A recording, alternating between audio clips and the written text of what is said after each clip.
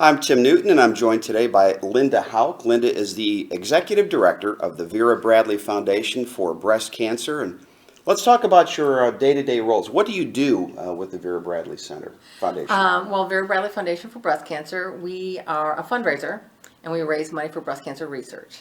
So, as the executive director, I am in charge of the overall fundraising endeavors that the foundation has. We have a staff of 3 and then a great core of volunteers that help us put on events.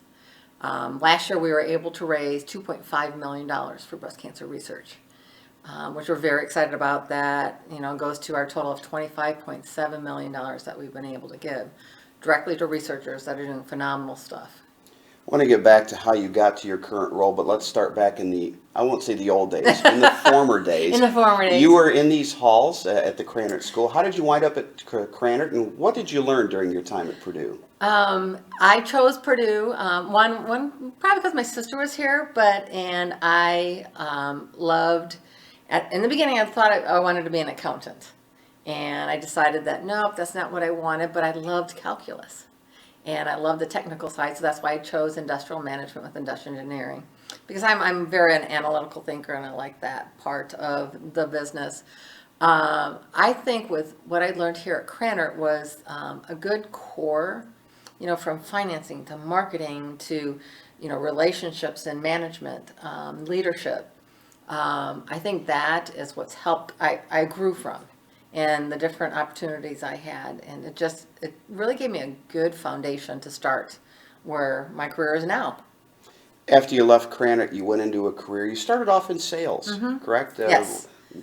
What drew you to that? Why did you like sales? As you'll see, I like to speak. I like to interact with people, and I loved more the technical side. So it's like that challenge of selling a product and making sure it fit to that that industry.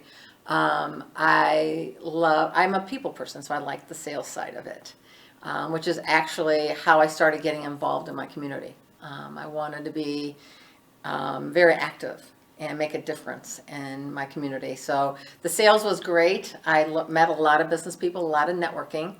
If you wanna get into a community, because we weren't from Fort Wayne, I instantly started to meet a lot of business owners. So it's a great networking way to start your career too. You mentioned getting involved in the community. You started to do a lot of volunteer work. Why is that important to you? I'm a true believer that you need to give back to your community. You need to make a difference. And it's going to take a village to create the community that you want to live in. And so you find what you're passionate about: sports, arts, museums, helping youth, helping, medical. There's so many things to be able to support. So, and that's what I chose. I actually started with JC's, Junior Chamber, as it's formally known. And they're more of a leadership team, organization, but we also did a lot of fundraising, a lot of not-for-profit, and a lot of service. So that, kind of had twofold. I was gaining some leadership skills, as well as giving back to the community, doing some service and fundraising. You mentioned sports. One of the most famous Boilermakers is Rod Woodson. Yes. You worked with Rod Woodson Charities. How did you get involved with that, and what did you do there? Because of my volunteer things that I did, I was very active in the 3 Years Festival. So I was planning big events, and Rod is from Fort Wayne, and he has his charity, and the football camp was going on, and they were looking for a new executive director because the person that was there was going on to do some other things with Rod. And because of my experience with other our community events, they said, "Here, Lynda, you want to do this?" I'm like, I don't know anything about football, but I knew how to plan events. So I started working for Rod, who is a phenomenal person. He really is passionate about giving back to the youth of our community. So that's why he had this football camp. And when we started, we had about 750 kids that would come to the camp every year. And after 10 years, we had over 1,000 kids that would come to the camp every year. And we had an academic program where kids won scholarships, won trips to see Rod play football. And it was just a very rewarding experience that we were doing something with these youth. We were making an impact. Your next step in making an impact was at the American Red Cross. What did you do there? I was, my title was a financial development specialist. I helped raise funds through events, they have a mail campaign, and I also helped on the national level. I got to be deployed on a hurricane duty. And I mean, even with hurricanes, there's fundraising because they need to pay for those disasters. So that was a great experience. It was an experience that I want to have a more direct impact. With Rod, I mean, I knew the kids. I saw the impact we were having with the Red Cross. They're a phenomenal organization and very important to our communities. But I wanted to have a bigger impact, which is probably why I made the change at that time to go to Vera Bradley Foundation. You mentioned what you learned at the Krannert School, and we have the students go through the finance and accounting and all the courses that business students need. Do the same principles apply when you're running or working with a nonprofit as they do when you're working for a for-profit company? Definitely. You might not use all those skills every day, but I'm in charge of budgeting, so I have to understand the budgeting process. And we just approved our 1099, our tax returns, and I don't prepare it, but it's presented to me, so I make sure I have to review it. I have to market. I have to market the foundation, so I have to look at different areas and have some intelligence on how to market it properly. Sales, management of people. When I say the foundation, you're going to get a great foundation here at Krannert that you can build on. If you just want to stick just to the accounting side, you have a great foundation that you're springboarding with. Or with the diversity of what I learned here, I touch a little bit on everything that I've learned through Krannert. When you go out and fundraise, particularly for something like for breast cancer, there's such an emotional side to that. Most people have stories. I am the spouse of a breast cancer survivor, so I understand. How much of that plays into what you do on a daily basis? That is a very important part about what we do, because breast cancer is a cause that so many people can wrap their arms around.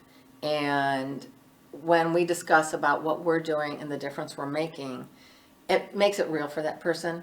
It makes them, whether they can give us $10 or they can give us $50,000, they know that they're making a difference. They're making an impact. They can't help what happened to them, but they can help make it that doesn't happen to somebody else in the future.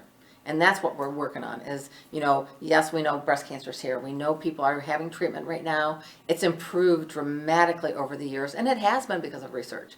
And our goal is to make those side effects, those treatments, less and less invasive on that person's body, that eventually, there'll probably always be breast cancer, but it's going to be like getting a cold.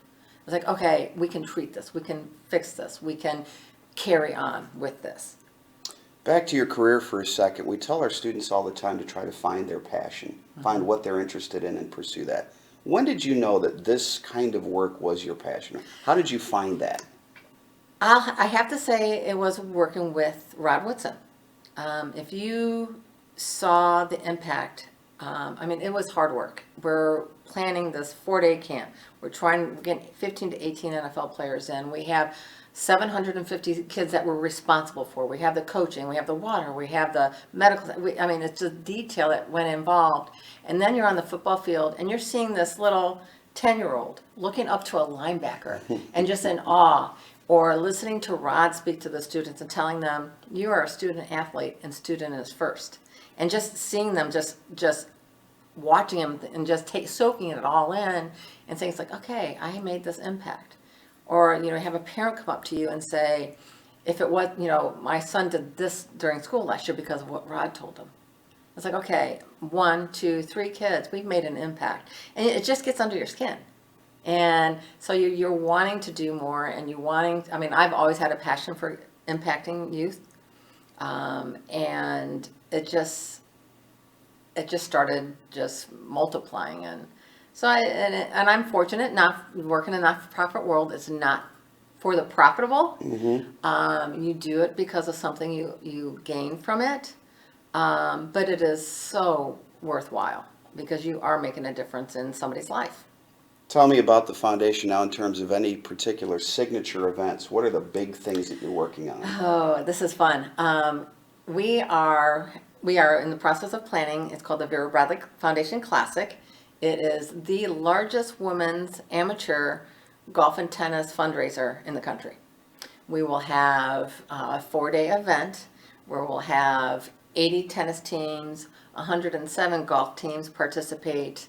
that we raise anywhere from $800,000 to $1 million with this one event. Give you a So- chance to plug it a little bit. If people are interested in getting involved, where can they go? You can go to verabradley.org. That's where and click on events, signature events, and classic. Actually, there's a banner right now. You can, in about 2 to 3 weeks, we'll have the volunteer link. So if they want to come and volunteer, they can participate the day of, and it's a very fun event. Or if they want to participate, if they play tennis, if they play golf, but here's the stipulation: you have to be a woman. So it's only a women's tournament, but men can get involved. They can scorekeep. They can help volunteer. Because we have about 350 volunteers that it takes to put on this event. So it takes many.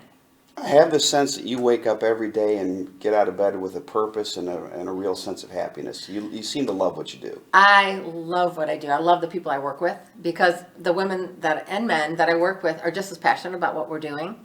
I have an opportunity that we're going to go down and visit our research labs next week, so I get to see and meet and talk to the researchers whenever I want to say, okay, what you're doing, what's going on in the labs.